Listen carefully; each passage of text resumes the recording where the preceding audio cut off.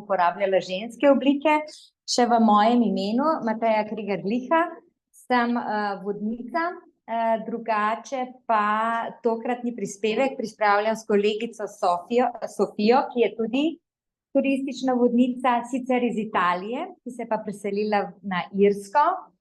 In glede na to, da je digitalizacija v turizmu, v literarnem turizmu, tema moje doktorske naloge pod vodstvom naše drage Jasne, Potočnik-Topler, sem potem želela, da predstavimo še nove vidike, ker če se spomnite, lani sem že imela spletna vodenja v živo kot pretok vsebin.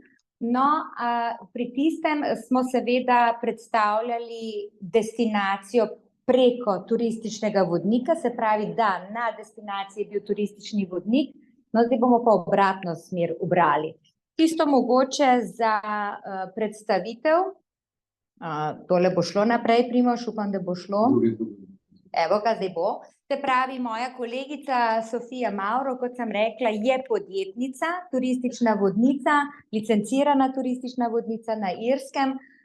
No, in svojim partnerjem in še s eno kolegico se je odločila, da bo sedaj po času covida odprla eno novo aplikacijo. In ta aplikacija je tako zelo inovativna, da je dobila celo sredstva za razvoj tega projekta, no, ampak mogoče o tem majčkeno kasneje. Jaz sem pa tudi sebe že več ali manj predstavila, sicer sem po poklicu ekonomistka, tako da meni je vedno vprašanje z ekonomskega stališča, ali to pije vodo, ampak potem, ko sem delala kot turistična vodnica, sem pa opazila, da to dejansko ni dovolj in zato sem šla študirati kulturno zgodovino v Novo Gorico. No, in že Brane je poprej omenjal, kdo ne bo raziskoval zgodovine žensk, če ne ženske. In zato je bila tudi moja diplomska naloga usmerjena na Ljubljančanke, ki so orale ledino, tako da smo se potem zelo kmalu spoznali z Mileno. Smo šli na predstavitev ene knjigice v Ankaran, tam sem spoznala še bolj podrobno Jasno in tako vidite, vse poti vodijo do našega dela, tako je, zdaj že kar vsakoletnega, smo prav veseli, a ne? In kot rečeno, digitalizacija v turizmu je nekaj, kar bi želela deliti z vsemi nami tukaj, pa seveda tudi s tistimi, ki nas spremljajo preko spletne povezave.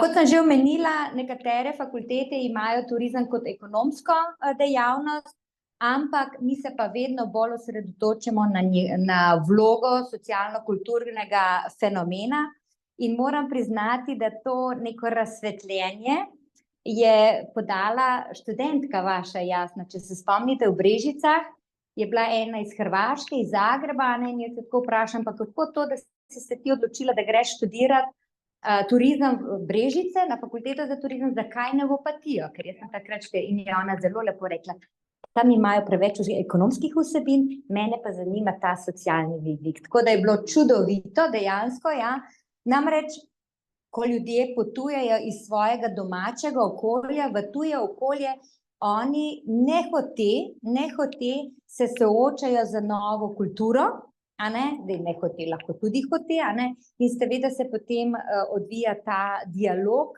med destinacijo, obiskano destinacijo in med samim popotnikom, a ne. Tako da je definitivno turizem oblikovanje novih načinov poti za medsebojno razumevanje. Z Jasno so celo pripravili en članek glede vzpostavitve svetovnega miru preko turističnih oziroma literarnih vsebin. No in o tem govori tudi definicija Združenih narodov oziroma turizma.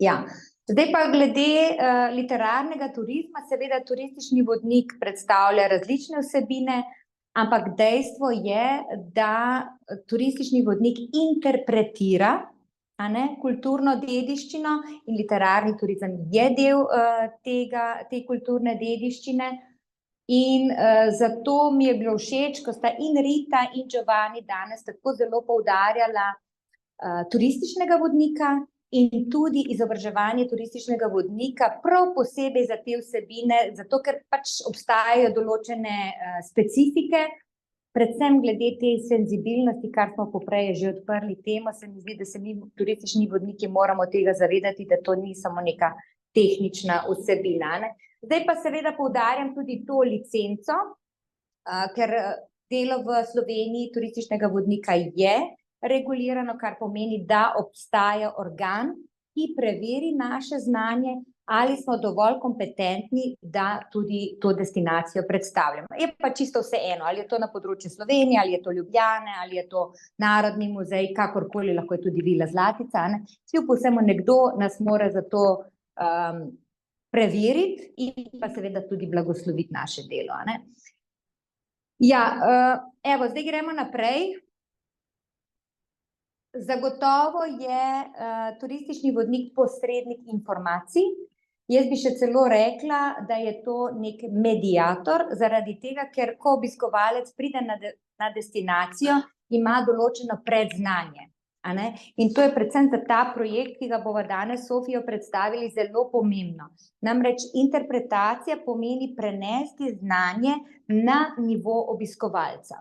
To pomeni, da nismo vsi enako izobraženi in tudi vsi podatki niso za vsakega obiskovalca relevantni, in zato je ta komunikacijski vidik izredno pomemben, poleg seveda že samega tujega znanja, če so obiskovalci iz tujine, a ne. Zdaj pa ta komunikacija je lahko osebna, tako kot smo mi danes, oziroma kot boste z Janezom kasneje, lahko je pa po novem tudi preko digitalnih vsebin. Pred covid časom smo to večinoma delali preko Skypa, covid čas nas je pa majčkeno potisnil čez rob in smo veliko delali preko Zooma, tako kot danes recimo, a ne. No, ampak kot rečeno, zdaj bomo imeli pa še en nov pristop. Glavni elementi teh spletnih vodenih ogledov pa so, poglejte, internet, a ne, zjutraj smo se že majčkeno bali, a bo dovolj dobra internetna povezava ali ne, se pravi, brez tega ni nič, a ne. Drugo, turistični vodnik, ki je za to usposobljen, a ne. No, in pa ogled, ki pa mora imeti strukturo. A veste, to je nekaj, kar mogoče se danes premalo prepoznava, ampak v ozadju tvojega vodenega ogleda, ki na koncu koncev bi moral izgledati kot nek zelo enostaven produkt, obstaja neka struktura, nekaj, na kar si se ti zelo dobro pripravil in tudi oblikoval, da seveda to doseže potem obiskovalca, a ne. No, majčkeno je že Rita podala nekaj vsebin, zdaj bi pa jaz mogoče to samo nadaljevala, nisem točno vedela, kaj bo ona predstavljala, ampak se pa dopolnjuje. Poglejte, jaz sem že povedala, da smo mi lansko leto imeli prenos vsebin v živo, kar pomeni, da sem šla po mestu s kamero, stabilizatorjem in sem interpretirala. Medtem ko, če je pa področje, znamenitost, majhna, kot recimo Vila Zlatica ali pa hiša Alme Karlin ali pa, ne vem, tudi muzej, saj imamo take ozke prehode in to, se je v času covid krize zelo veliko teh znamenitosti odločilo za digitalizacijo. In kaj so naredili? Naredili so avdiovodnike. Zdaj pa seveda, to je en način, kako doseči ciljno publiko, je pa vprašanje, ali je to dovolj učinkovit način, zaradi tega, ker avdiovodnik je seveda omejen z določenim časom in ali so te vsebine dejansko prilagojene obiskovalcu? Niso, a ne, ampak so šli po nekem, kot bi rekli mi, jusu, a ne, po enem standardu, rečemo to pa to bo zanimivo, pa bomo tole predstavili, a ne. No, in Sofija je naredila kar lepo analizo že zaradi svojega projekta, a ne, kot tukaj le vidite, a ne, da obiskovalci načeloma so predstavljene stvari zelo dobro sprejeli kot kvalitetno predstavitev, niso jih pa razumeli, a ne, zato ker ta avdiovodnik ni bil sposoben pripraviti interpretacije glede na njihovo znanje oziroma predznanje, a ne. In mislim, da glede na to, kako se vsi zelo trudijo, da so predstavljene vsebine v muzejih, v hišah kvalitetne, potem žal mogoče ta informacija obiskovalca pa kljub vsemu ne doseže, a ne. Ker so to, ali so napisane vsebine, ali pa kot rečeno, so samo nekako površno razložene, a ne. Mene recimo boli tale ocena, desno spodaj, ne? V redu, samo če je deževen dan. A veste, ne investiramo mi v ohranjanje kulturne dediščine, pa v predstavitev samo zato, da bo nekdo pobegnil, zato da bo se maknil od sončka ali pa dežja, a ne? No in potem recimo tukajle je še ocena, we would have really liked a tour guided, ne? Se pravi, resnično bi si želeli imeti voden ogled z osebo, zato ker bi ona prilagodila na vsebino, ne? Zdajle sem imela ravno pred 14 dnevi, sta me dva obiskovalca v mestu zaustavila in sta rekla, če bi jaz lahko jih malo vodila po mestu, ker tisto, kar sta preko avdio vodnika v muzeju slišala, ni bilo dovolj natančno za njiju, a ne? Se pravi, da sta pogrešala to interakcijo. No, in tukaj pa pride potem seveda ta projekt, ki ga je naša Sofija razvila skupaj s svojimi partnerji. Namreč ona je na osnovi teh ocen zaznala, da te predstavitve niso prilagojene obiskovalcu in, kar je najbolj pomembno, a ne, pri komunikacijah, komunikacija je dosegla zid. Ni bilo nobenega odgovora. Se pravi, da ni dosegla sporočila, katerega namen je bil, a ne. No, tako da zdaj kako to izgledajo. V muzejih, če vi pridete, a ne, tudi tukajle v Vili Zlatica, če želite svoj vodeni ogled, ga morate naročiti naprej. Bog ne daj, da pridete v soboto, ker pač do ponedeljka nihče ne bo tega uspel organizirati, mogoče, če je kakšna kulturna inštitucija bolj agilna, lahko, ampak običajno čez vikend se nič ne da, a ne, se pravi, že tukaj je ena taka blokada, a ne. Danes pa, to je Sofija potem za svoj projekt še majčkeno bolj šla v podrobnost, so pa v bistvu vsi obiski zelo spontani. Obiskovalci danes vse delajo od sedaj na čez 1 uro. Maksimalno jutri. Sicer to tudi mi vodniki opažamo, ker imamo neverjetno veliko najav vodenih ogledov v zadnjih trenutkih. Ja, kar je bilo pred COVID, skoraj da nezaslišano, danes pa moramo reagirati, ali pa pač ta obiskovalec bo brez vodenega ogleda. Tako da to nam dela kar velike težave, a ne, je kar velik izziv, a ne, poleg seveda, da je ta izkušnja prilagojena posamezniku in ni dovolj osebna, oziroma posameznik ni vključen. No, in zdaj kaj je pomen tega projekta Cicero? Cicero ga je Sofija poimenovala zato, ker, veste, vodeni ogledi v bistvu obstajajo že od antičnih časov naprej, v takšni ali drugačni obliki, a ne? In je želela, da je predstavitev dejansko osebna in vključujoča, a ne?